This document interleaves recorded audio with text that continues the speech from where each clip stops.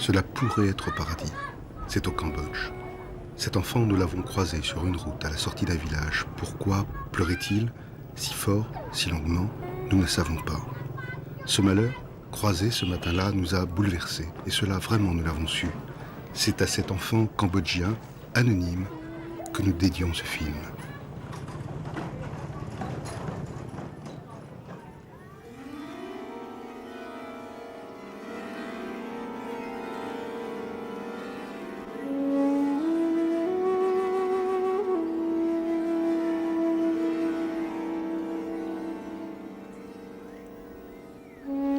Cela pourrait être au paradis, c'est au Cambodge.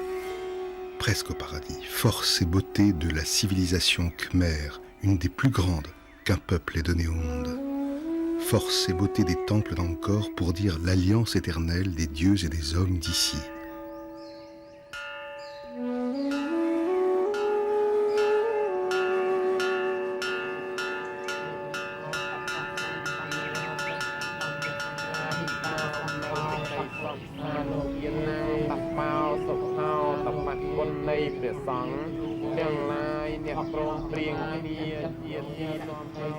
On appelait cette terre, ce pays, celui du sourire. Mais les statues, géantes et mutilées des temples royaux nous indiquent qu'ici, même les sourires furent bâillonnés. Et les femmes, les enfants, furent exterminés. Les peintures, réalistes, d'un musée de l'horreur et du souvenir à Phnom Penh disent la descente aux enfers de tout un peuple. Entre 1975 et 1979, ils furent 2 millions. 2 millions sur 8 millions. 2 millions à être assassinés, enfants, nouveau-nés ou vieillards, jeunes filles ou femmes enceintes. Tout un peuple. Ils furent 2 millions, victimes du seul exemple d'autogénocide de notre histoire. Ils furent 2 millions, victimes d'une idéologie folle et barbare, celle des Khmers rouges. Tout un peuple disparu. Juste ces photos, pour redonner à ces morts apparence humaine. Tout un peuple, mort dont les noms s'effacent comme ces photos qui vieillissent. Traces fragiles des morts.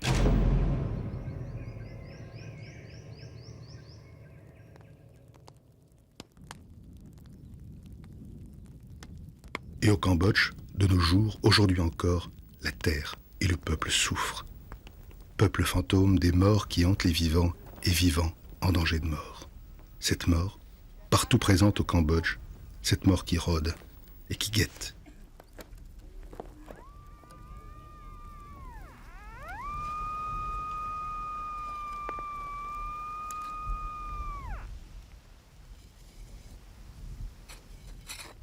Au Cambodge, partout. Le long des chemins et des rizières, près des puits ou à l'entrée du village. Ceux qui étaient contre les Khmers rouges ou les Khmers rouges, tout le monde et n'importe qui a posé ou pose une mine. De celles qui mutilent ou tuent. Des mines par millions. 10 millions et plus. 1 ou 2 par habitant, dit-on. Qui prennent parfois les allures brillantes et gaies de jouets pour mieux attirer les enfants et les tuer. 5 petits dollars pour acheter une mine et l'enfuir dans le sol, mais 5000 gros dollars l'unité pour l'extraire de cette terre meurtrie et la faire exploser. Loin des regards.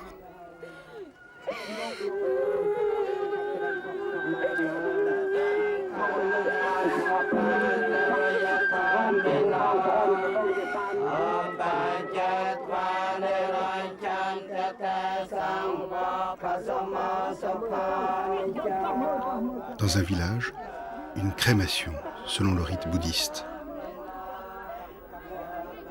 Cette petite fille n'a pas entendu les conseils de prudence de ses parents. Figurez-vous, elle a voulu jouer, là où il ne fallait pas. D'ailleurs, où ne fallait-il pas? Elle a joué, elle en est morte.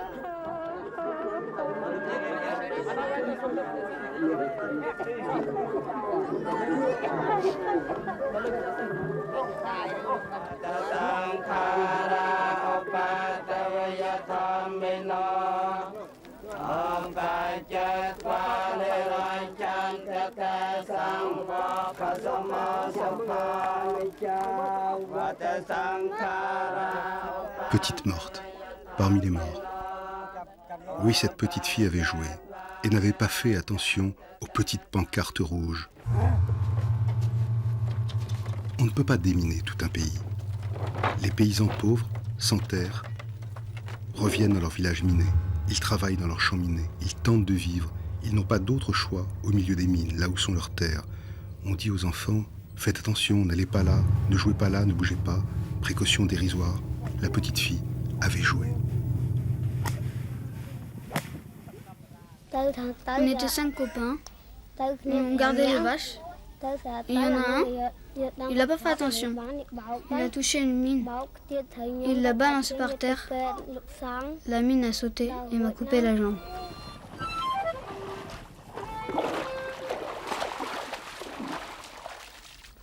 Mais alors, tous tes copains sont morts? Non. 2 ont été blessés. Mon meilleur copain est mort. À l'hôpital, on m'a coupé la jambe. Quand je l'ai vu, j'ai vraiment cru qu'il était mort. Puis après, je ne savais pas quoi faire pour le sauver. J'étais au bout du rouleau. Alors depuis, je le plains, dans cet état.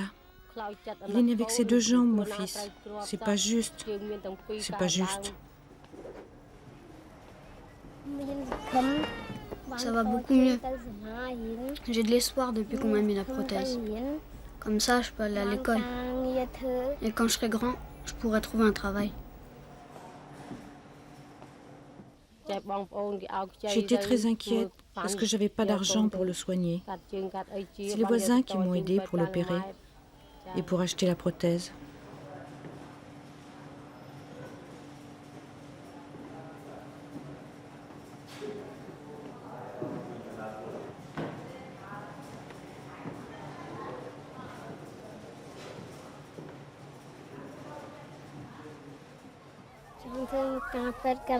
Je voudrais travailler à l'hôpital Calmette plus tard.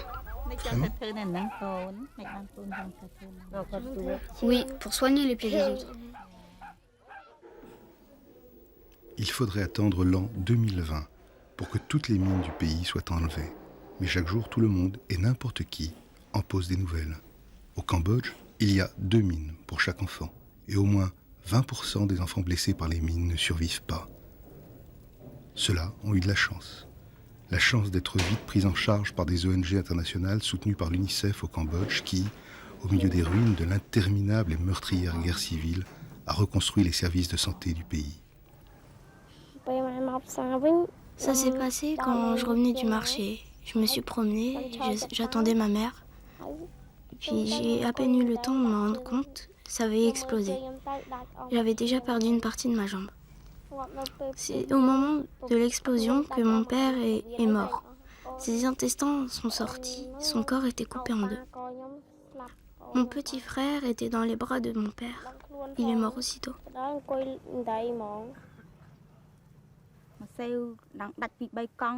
Je suis allée vers le cadavre et j'ai regardé partout. J'ai vu le corps de mon mari coupé en 2 ou 3. La jambe était très loin. Une partie du corps est restée accrochée au pied d'un arbre. Sa tête était à côté d'un mur.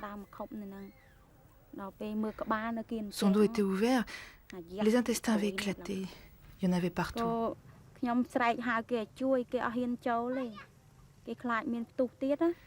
J'ai crié à tout le monde, à l'aide, mais personne n'osait approcher. Ils avaient peur. J'ai vu ma petite fille amputée, pleurer, et je croyais mon fils vivant. Il avait les yeux ouverts qui me regardaient. À ce moment-là, je ne pouvais plus bouger. Alors j'ai avancé la main pour fermer ses yeux. Il était froid comme de la glace. J'ai pleuré, j'ai crié au secours, mais c'était trop tard. Ils étaient morts.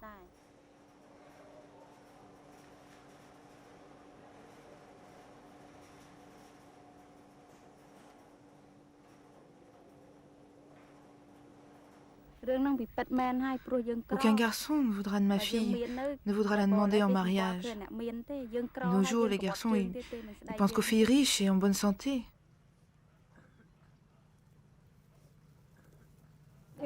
Quand je regarde les enfants des autres, même s'ils sont pauvres, eux au moins, ils ont leurs jambes.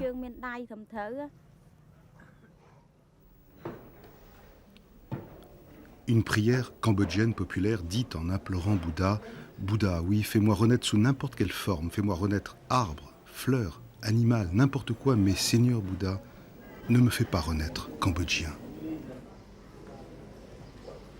Ici, en cet hôpital, on manque de tout. Les soldats d'une guerre qui semble éternelle attendent en gémissant. Ils sont parfois entourés d'une famille de femmes, d'enfants qui trouvent à l'hôpital, à défaut de soins efficaces, au moins un abri. Un toit.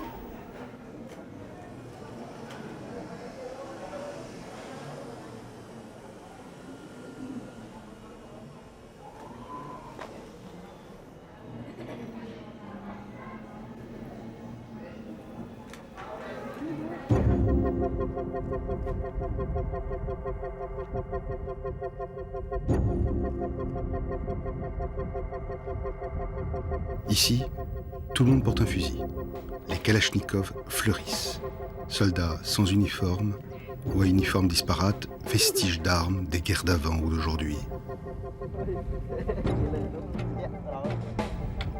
Le front est tout proche, à un jet de mortier. De ces mortiers qui rythment, et les jours et les nuits. Tous les ans, l'armée gouvernementale dit qu'elle entreprend contre l'ennemi Khmer Rouge une opération de printemps. On avance d'1 kilomètre, on recule de 2, et on recommence. On meurt, et on recommence.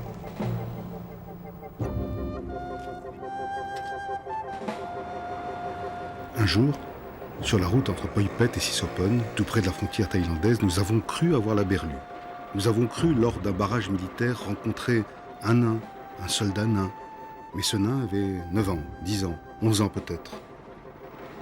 Il s'appelle Chan. Chan, un tout petit bonhomme, au milieu de la route la plus dangereuse du Cambodge.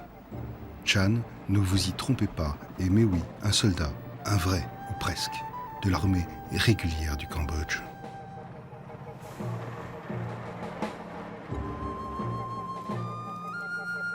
Chan participe comme les autres soldats, comme les grands, aux manœuvres.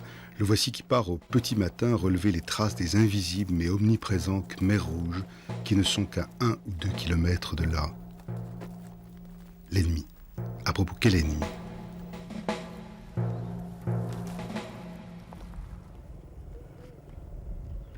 Vers 8 ou 9 heures du matin, c'est la corvée d'eau.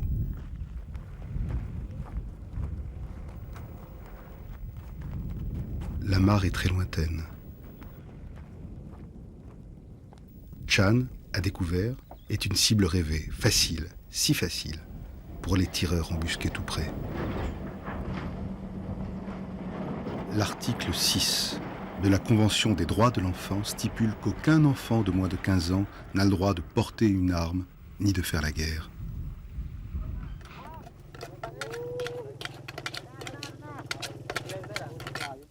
Une femme entoure les 4 hommes de la petite troupe. Elle est une femme à soldat, certes, mais aussi une amie, une mère pour tout le monde et une grande sœur pour Chan.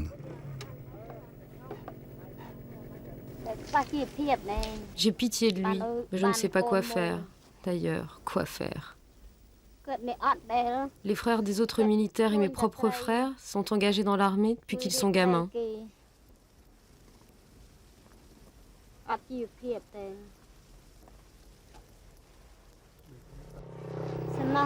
Ils sont trop petits, trop jeunes pour être dans l'armée. Je le sais bien. Lui, Chan, n'a rien à faire ici.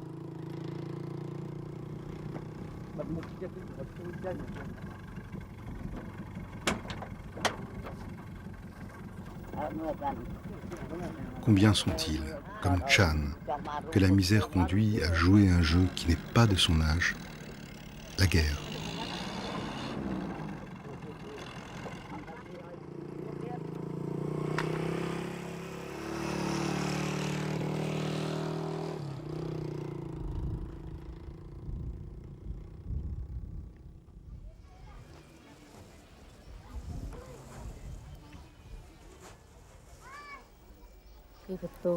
On m'a beaucoup reproché d'avoir envoyé Chan à l'armée.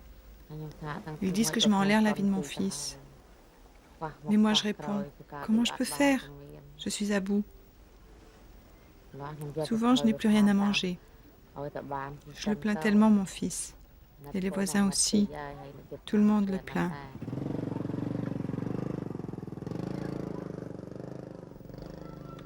J'ai si peur pour son avenir, mais je ne peux rien faire.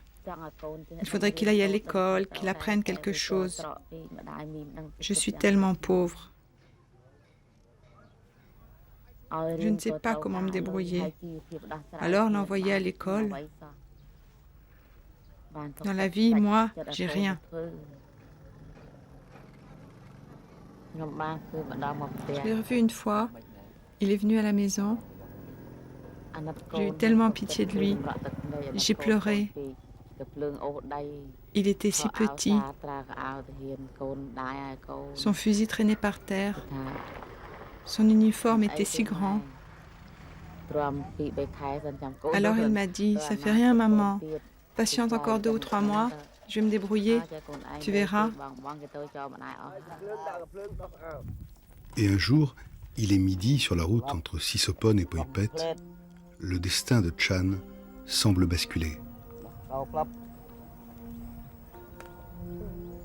Voici qu'il enlève son pantalon 10 fois trop grand pour lui.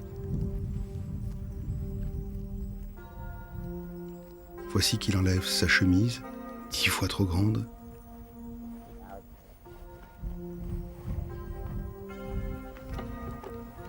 Chan dit au revoir rapidement à ses compagnons d'infortune.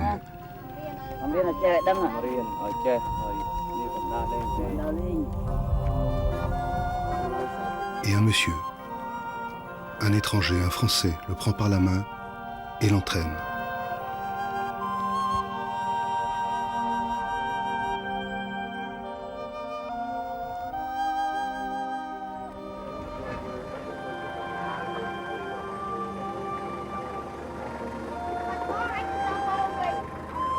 « 50 km plus loin, à l'abri des coups de mortier, Chan arrive au centre d'accueil de Krusartme, une nouvelle famille, une ONG française soutenue par l'UNICEF.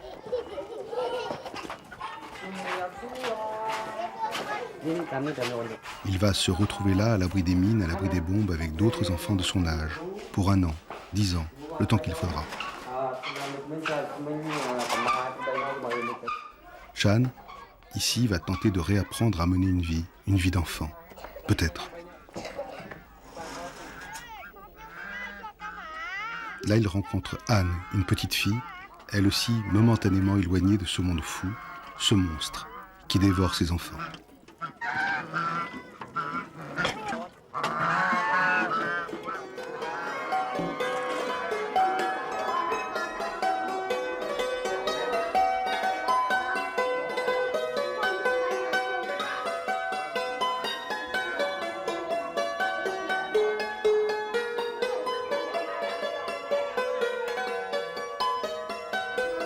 Chan va tenter d'oublier, tenter d'échapper à cette guerre qui la nuit rythme ses cauchemars. Alors Chan nous a parlé, un peu, un tout petit peu. Mon père était militaire. Il a sauté sur une mine et il est mort. J'étais content quand il y avait une bataille avec les Khmers rouges. Quand on est un soldat comme moi, on ne doit pas avoir peur. Sinon, on ne peut pas être un vrai soldat. Mais tu as déjà tué quelqu'un? Oui. Tu as tué vraiment? Des fois, oui. Des fois, non. Et quand tu les vois mourir, les gens, ça te fait de la peine? Non, pas du tout. Tu aimes la guerre, les batailles? Oui.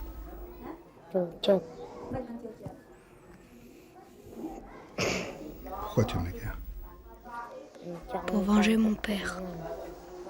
Il a marché sur une mine, on ne l'a jamais retrouvé. Hier soir, Chan est revenu. Il m'a dit, « Maman, pourquoi tu veux partir là-bas, à Bangkok, mendier? Tu sais que la police thaï va te battre?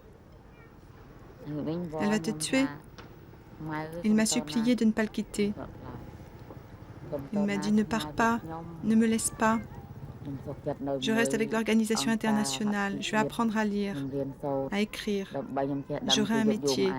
J'aurai de l'argent. Je l'ai écouté. J'étais si heureuse. J'ai pleuré et je l'ai embrassé. C'est si bien ce qu'il a dit. Il est si sage pour son âge, si gentil. On va peut-être s'en sortir.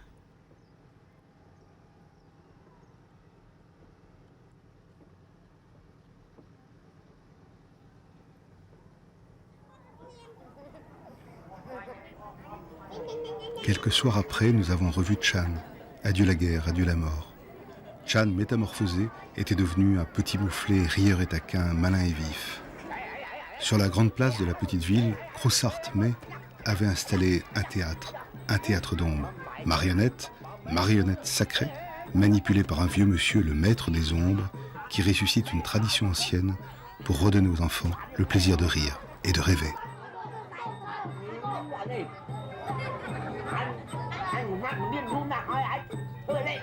Mais la mort, il faut tenter de la prévenir, de la chasser au loin.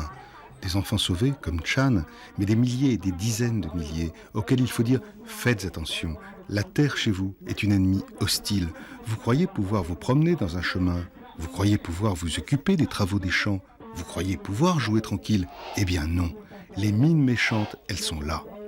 Parfois même, les mines, rappelez-vous, les mines ont des couleurs vives, elles ressemblent à des jouets qu'il faut surtout ne pas toucher.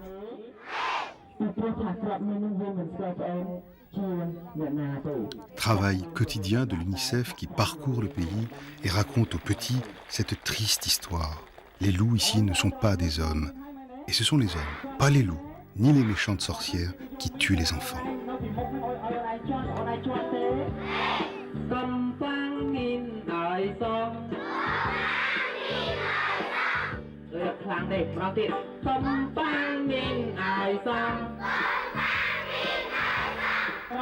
Mais il y a les autres qui regardent de loin la scène.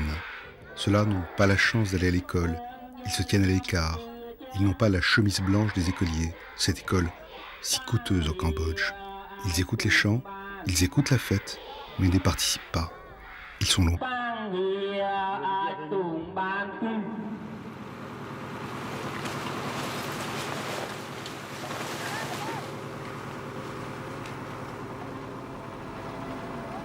À quelques centaines de kilomètres de là, il y a la plus grande décharge du Cambodge, tout près de Phnom Penh, un monde où officie la petite Or.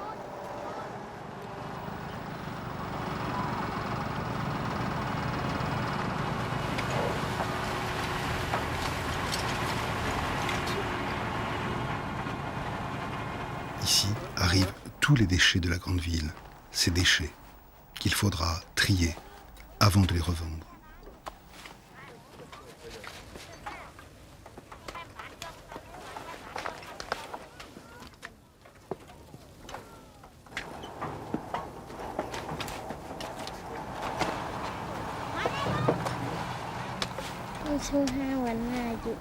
Je m'appelle Orvana, j'ai 14 ans. Tous dans ma famille, on travaille dans les poubelles.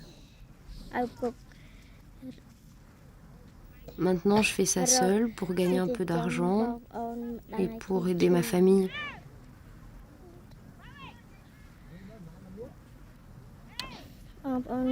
Parce que mon père est mort.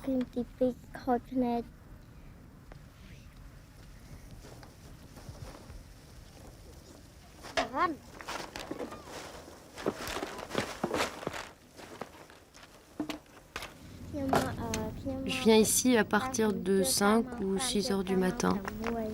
Il fait nuit.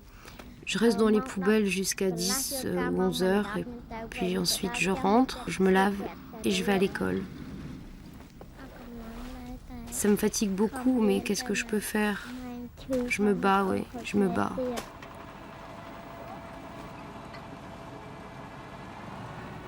Est-ce que quelqu'un à l'école sait que tu travailles dans les poubelles? Ah non, personne ne le sait. Tu veux pas le dire? Non. Pourquoi? Parce que j'ai honte. Parce que mes amies, ce sont toutes des filles de riches.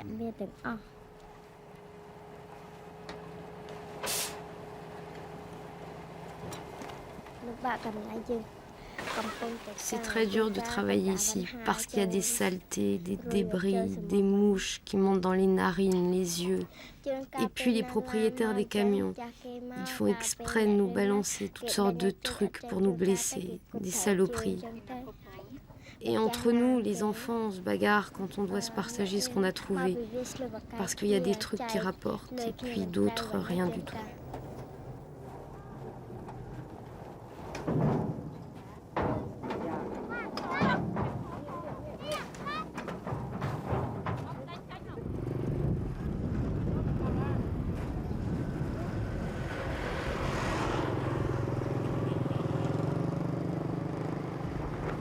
Ceux-là, chaque matin, partent très tôt avec un petit sac blanc en toile de jute.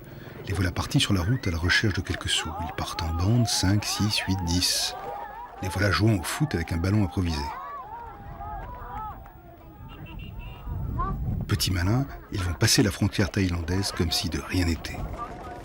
Ici, à cette frontière, des milliers et des milliers de gens passent tous les jours en quête d'un petit boulot, d'un petit peu d'argent, pour aller de l'autre côté, dans le riche royaume de Thaïlande.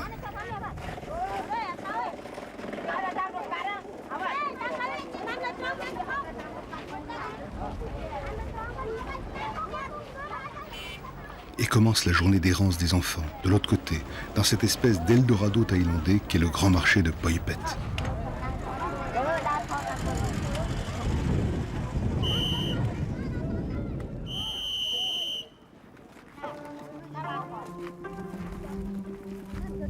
Tout ramasser, tout et n'importe quoi. Chargé au maximum de gros sacs de toile de jute. De tout, de rien. De tout ce qui peut se revendre du côté cambodgien.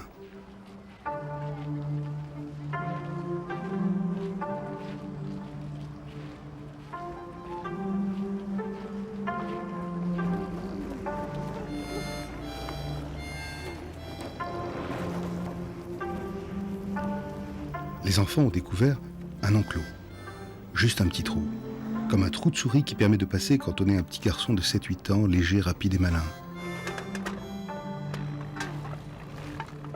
Vite, il faudra faire vite, parce que les policiers thaïlandais ne sont pas vraiment des tendres. Et les propriétaires thaïlandais de ces enclos ont partie liée aux policiers. Alors volez, grappillez vite, vite, avant d'être repérés et arrêtés par la police.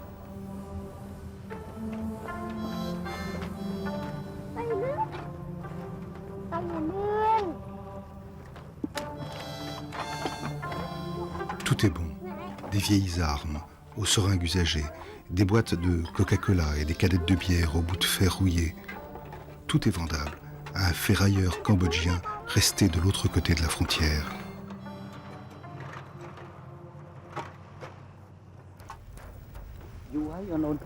Depuis combien de temps vous ramassez les poubelles ici?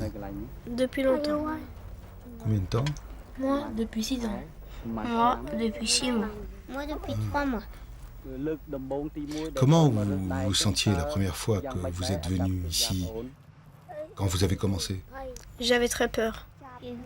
Très peur. J'avais très peur qu'on nous arrête et qu'on nous fasse mal. Quand j'ai commencé, j'étais petit comme lui. Vous venez ici tous les jours? Des fois oui, des fois non. Des fois, on nous attrape parce qu'on nous a vus. Qui vous attrape? La police et les propriétaires. Quand la police thaïlandaise nous voit, ils nous frappent et ils nous mettent en prison. Pour combien de temps? 2 ou 3 mois. Ou 10 jours. Vous avez déjà été en prison? Oui. Pour 3 ou 4 mois? Oui. En plus, on nous frappe. On nous blesse les bras avec des couteaux. Pour nous faire comprendre qu'il ne faut pas ramasser les affaires des autres et qu'on s'en souviendra. Mais est-ce que vous avez l'intention un jour d'aller à l'école? Non, on n'a pas l'argent pour payer l'école. Mais qu'est-ce que vous voulez faire plus tard alors? Plus tard, on ramassera la ferraille. Quand on sera grand, on travaillera comme les autres. Mais comment travailler si vous n'avez rien appris à l'école? On sera porteur de vaisselle. Oui, on sera porteur. Porteur en tout genre. Quand vous voyez les autres enfants aller à l'école, vous avez envie d'y aller? Oh bah oui. Ouais.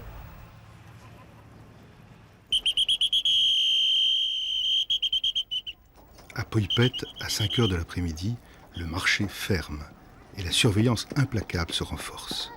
Les policiers thaïlandais, vraiment, ne supportent pas de voir traîner les petits Cambodgiens.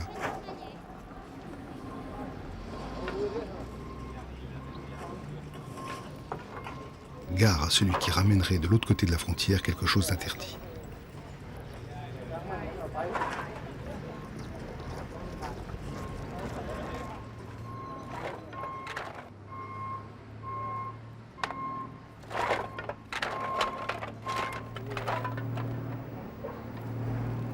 Celui-ci va échapper, grâce peut-être à notre caméra, à la vigilance de ces redoutables policiers, chasseurs d'enfants.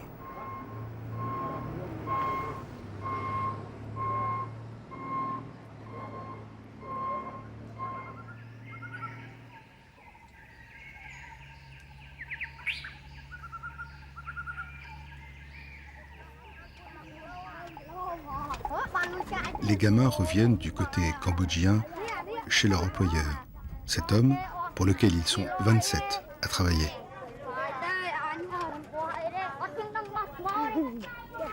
Tous les soirs, après la fermeture de la frontière, ils ramènent leur butin. Et là, c'est le rituel quotidien qui commence par la pesée. Ils n'ont aucun moyen de se défendre. Ils n'ont aucun moyen de contester les verdicts du ferrailleur qui, en échange de ce qu'ils ramènent, va les payer une misère, 1 franc ou 2.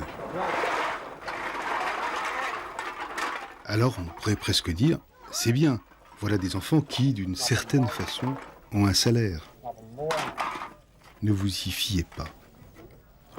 Les enfants ne sont là que pour rembourser une dette qu'ils ont contractée à l'endroit du ferrailleur. Et chaque jour, ce que le ferrailleur leur octroie ne sert qu'à rembourser cette dette. Mais cette dette, elle, s'accroît au fur et à mesure des journées. Il faut bien manger, se soigner, donc emprunter. Et emprunter à qui? Aux ferrailleurs, bien sûr. Banquiers, usuriers, exploiteurs.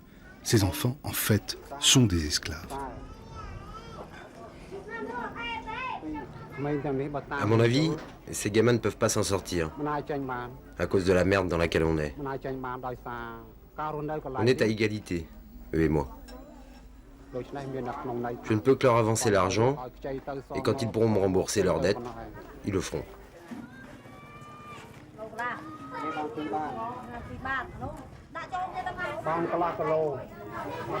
La Convention des droits de l'enfant stipule que l'esclavage des enfants est interdit.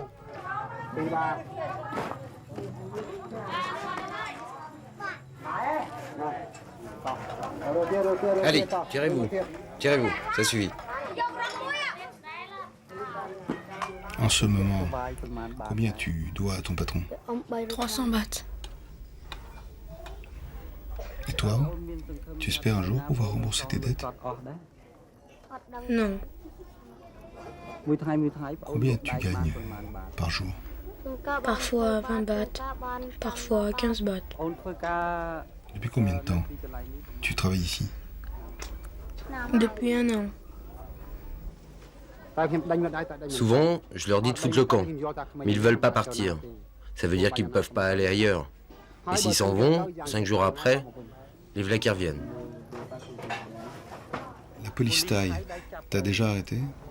Oui. Souvent, il me tabasse, il me file des coups de poing, des coups de pied, et il m'enferme dans la cage. Et toi, la police thaï t'a déjà arrêté? Déjà 3 fois. Ils m'ont même rasé le crâne. Des fois, la police thaïlandaise les arrête. Ils leur rasent le crâne, ils les enferment dans les cachots et ils leur ordonnent de travailler dans les prisons. Il y a des gens chez les Thaïs, même pas des flics, qui les arrêtent. Ils les violent et ils leur font faire des fellations pour pas un sou. 5 ou 10 bahts, même pas.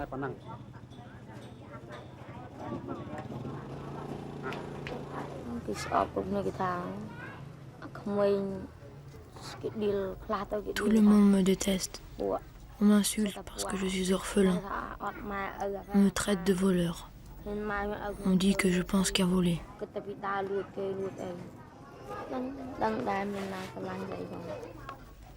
Non, vraiment, il n'y a personne qui m'aime.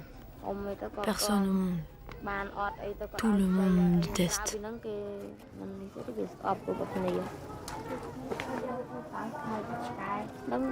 Maintenant, l'école pour moi, c'est foutu. Je ramasse les cartons, c'est tout.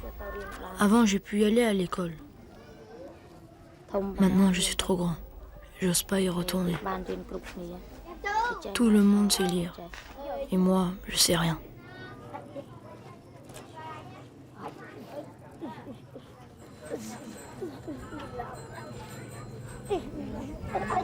Avant de se coucher, le ferrailleur fait le point des sommes qui restent dues. Aucun enfant, évidemment, ne peut contester aucune des décisions du ferrailleur, du grand. L'adulte a toujours raison. Il sait lire et écrire, lui.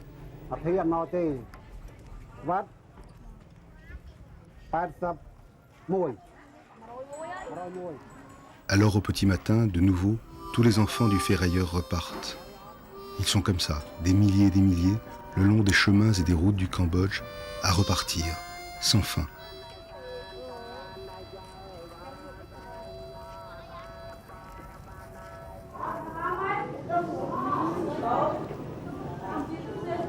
Ceux-là, ces enfants-là, ont la chance de pouvoir apprendre à lire et à écrire.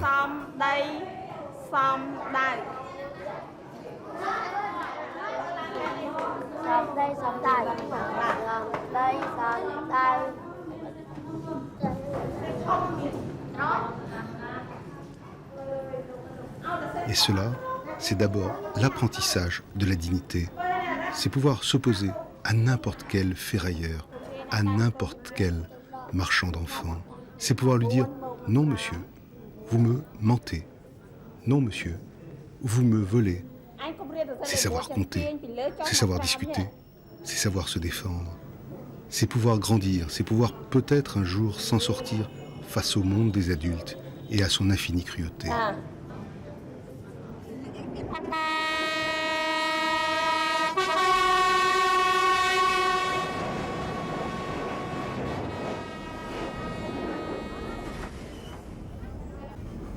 Partir, laisser loin derrière soi et les rizières minées et l'insécurité, traverser un pays splendide où tout pourrait à nouveau, la paix retrouvée, comme dans les temps anciens, chanter la douceur du monde. Gagner la grande ville, Phnom Penh, plus d'1 million d'habitants. Phnom Penh ressuscité après avoir été entièrement vidé de sa population, pillé, violé, dynamité, du temps de la folie et de l'horreur Khmer rouge. Magie de cette belle ville qui sait s'alanguir au bord du grand Mékong, qui change de cours comme de peau chaque année en fin de saison des pluies.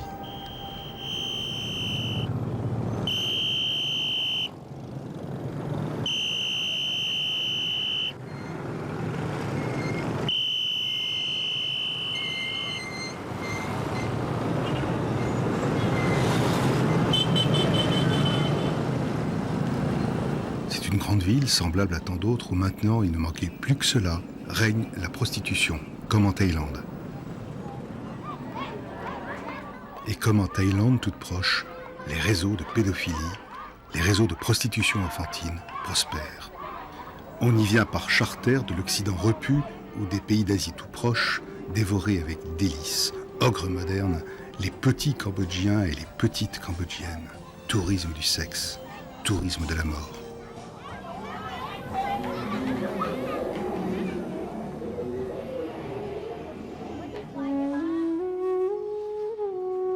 Cet enfant-là a été trouvé cette nuit même, dans la rue. Il venait d'échapper à un réseau organisé de voleurs d'enfants qui l'obligeait à se prostituer. C'est son premier jour dans ce centre qui s'appelle Children's Street et qui recueille des enfants trouvés en grand danger tout au long des marchés et des rues de Phnom Penh. C'est son premier repas depuis très très longtemps.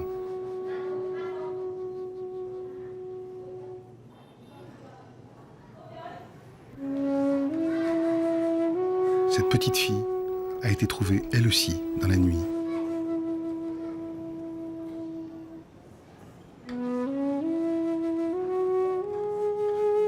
Peut-être a-t-elle été vendue pour quelques poignées de dollars vierges. Et les vierges plaisent tant à des messieurs souvent asiatiques en quête de chair fraîche.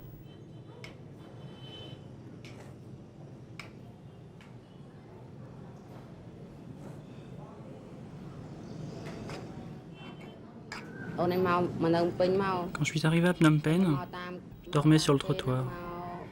Je traînais. Il y a des types qui sont venus, des voleurs. Ils ont tourné autour de moi et m'ont dit d'aller voler. Je l'ai fait. Si je voulais arrêter, ils me tapaient avec des bâtons ou ils me disaient qu'ils allaient me couper les mains. Parfois, ils m'ont battu jusqu'à ce que le sang coule de ma bouche. Quand je me sauvais, ils voulaient me couper les doigts. Quand je trouvais rien à voler, ils me faisaient coucher avec des étrangers. Et tu l'as fait? Oui. On t'a payé combien pour ça? $10. Je l'ai fait souvent, avec des femmes et avec des hommes. J'étais encore petit. J'ai eu très mal.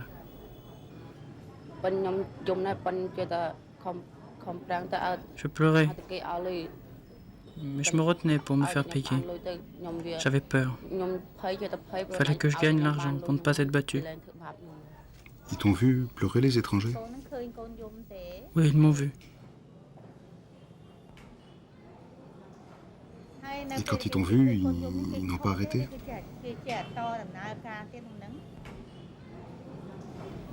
Non, continuez.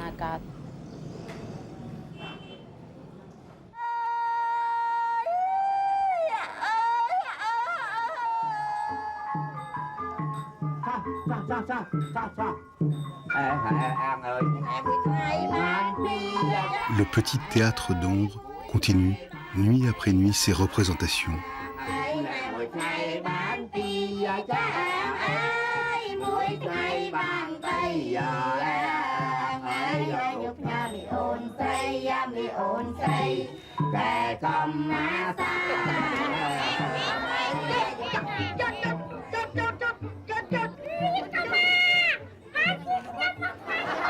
Ils deviennent ce soir, comme les autres soirs, les vedettes d'un spectacle. Ils font rire, c'est la revanche.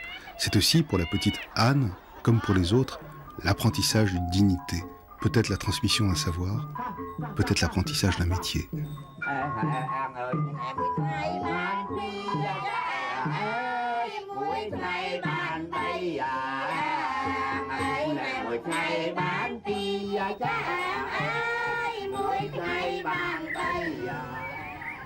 Le maître d'ombre a caché ses marionnettes dans un trou, à même le sol, pendant toutes les sanglantes années Khmer rouge.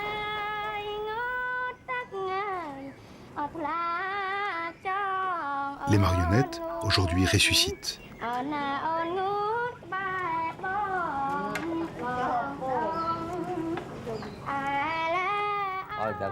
Moi, le maître des ombres, je voudrais leur donner, leur transmettre à ces enfants mes connaissances. Je voudrais qu'ils sachent tout ce que je sais, ma technique et mes secrets. Mes maîtres m'ont dit que je devais enseigner, transmettre dans l'avenir avant de mourir. Ils m'ont dit que si des jeunes voulaient apprendre, il fallait que je les instruise. C'est ma mission. Après mes maîtres, il ne restait plus que moi, et après moi, il ne restera plus personne. Je suis le dernier maître des ombres.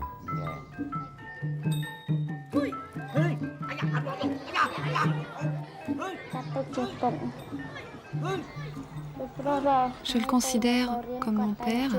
C'est lui qui m'a tout appris. Il m'a poussé à travailler. Quand il sera mort, il me laissera, j'espère, peut-être ses marionnettes.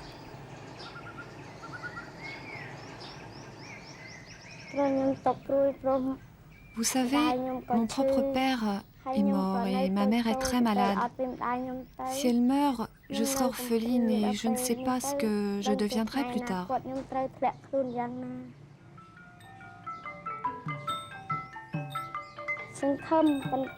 Alors, Apprendre les marionnettes me donne de l'espoir. Et je ne sais pas encore comment, mais j'espère.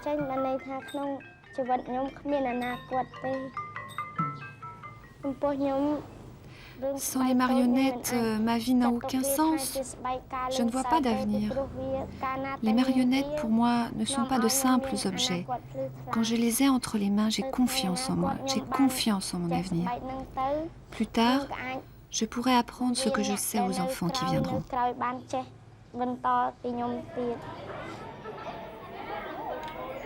Et ces costumes, et ces maquillages, et ces marionnettes sont les vestiges d'une civilisation, d'une culture que l'on voulait détruire.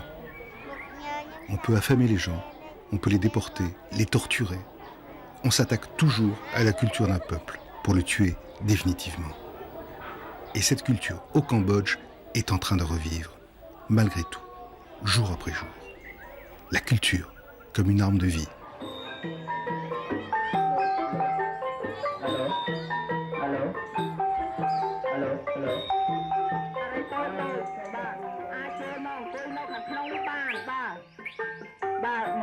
Aujourd'hui, c'est un jour solennel. Les policiers, les militaires arrivent devant le petit théâtre d'ombre avec leurs inévitables kalachnikovs. Le gouverneur, un monsieur très important, s'assoit pour assister au spectacle. Anne va lui porter des fleurs. Elle est ce soir non plus la petite orpheline sans grand avenir, mais une vedette. Une vraie vedette d'un vrai spectacle.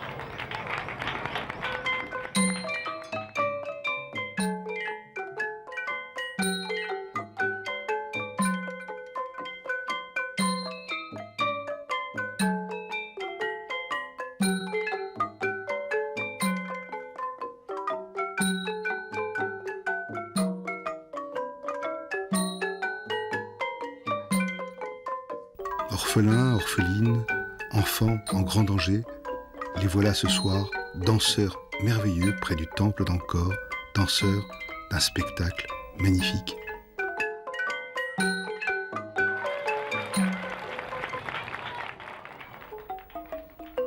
Ce soir-là, tout semble pouvoir être oublié. On a envie de tout recommencer. Tout recommencer avant que la folie des hommes ne se déchaîne et martyrise un peuple innocent qui fut capable de donner au monde une des plus grandes civilisations de son histoire.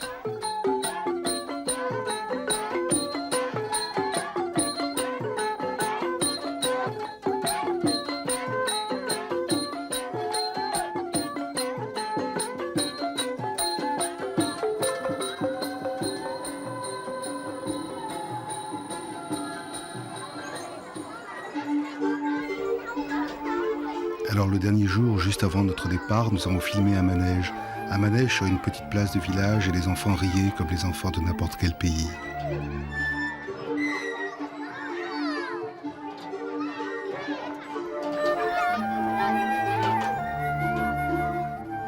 Alors on s'est souvenu de la petite May.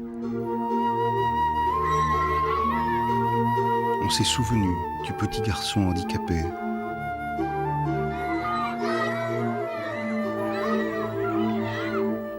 On s'est souvenu de la petite Or de la décharge. On s'est souvenu de Chan, le bébé soldat.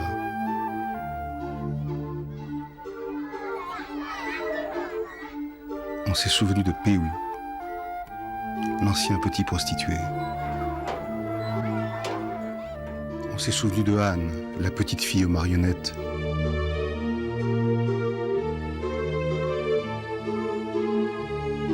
On s'est souvenu de Ti, le petit garçon esclave du ferrailleur.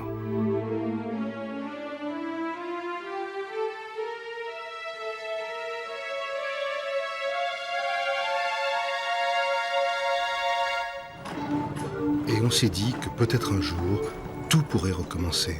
Par le début, par les droits de l'enfant, enfant du Cambodge ou d'ailleurs. Un rêve. Un jour, imaginez que l'on revienne ici, au Cambodge. Cet enfant ou un autre pleure. On sourirait tout juste. On se dirait, il pique une grosse colère, voilà tout. Imaginez, c'est un rêve. On se dirait, ça lui passera. Un rêve. Peut-être demain, une réalité. Cela pourrait être au paradis. C'est au Cambodge.